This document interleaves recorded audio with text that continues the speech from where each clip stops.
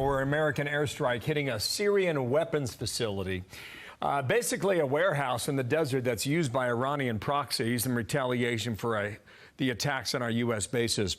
Derek Van Orden is a Republican out of Wisconsin, retired Navy SEAL. You were in Israel at the end of last month, and sir, welcome back to our program, and good morning to you. Well, thank you. Good morning. So we hit an equipment storage shed in the middle of the night, and the statement came out specifically because we thought at nighttime there would be nobody there. That to the side. What should the appropriate response be, whether you agree with this last night or not, sir?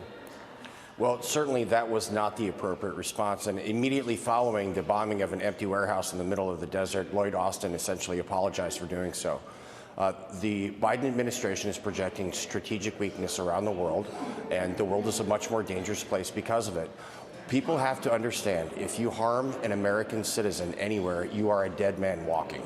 It's just that simple. We have to show everybody, especially the mullahs in Iran, that we will not be trifled with. This is unacceptable. The Biden administration's policies are making the world a much more dangerous place, and we must have peace through strength. Okay, the New York Times apparently had an interview with a senior member of Hamas. And as you look at the skyline of Gaza with the smoke trailing through the distance there, it's going to be sundown very soon. We've just been watching this image for the past 40 minutes or so. So we gave an interview. He's in Qatar, by the way. And there's a number of things in here. Just put this up. Behind Hamas's bloody gambit, right? Apparently, he said a lot. Hamas's goal is not to run Gaza and to bring it water and electricity and such. This battle was not because we wanted fuel or laborers. It did not seek to improve the situation in Gaza. This battle is to completely overthrow the situation. He's talking about making sure that the Palestinian cause would not die. But if the objective here is not to help your own people, That's that correct. you've been charged with governing for 17 years. Bill, listen. What that is a call for the genocide of the Jewish people. From the river to the sea means eradicating the Jewish people from the Jordan River to the Mediterranean Sea. So that is an active call for genocide. And unfortunately, the Biden administration has chosen to send another $100 million to those people, the very same terrorists that slaughtered over 1,400 Israelis on October 7th.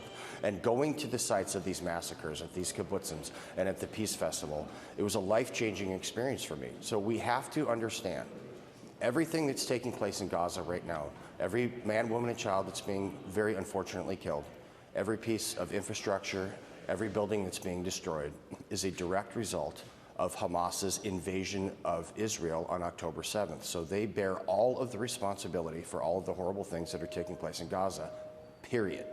When people are trying to equivocate what the Israelis are doing in Gaza, trying to eradicate the terrorist organization of Hamas with what Hamas did to the Israeli civilians that they targeted intentionally, is disingenuous. And it's absolutely not helpful for peace. Okay, sir, one last question here. I think we got a picture of him yesterday on the steps of the Capitol.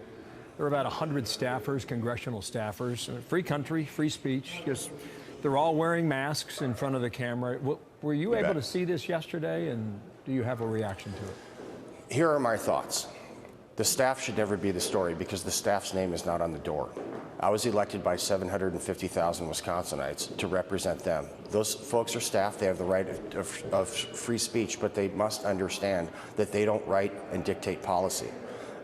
The elected representatives, my Democrat colleagues and I, are chartered to write policy. Our staff is not. So I have a tremendous amount of respect for my Republican and Democrat colleagues who have been elected to this office to make sure that we can write effective policy to make the world and the country, first and foremost, a better place. And these folks, I think it's wholly inappropriate for staff to be doing this. Okay. Derek Van Orden, thank you for your time, the Republican from Wisconsin.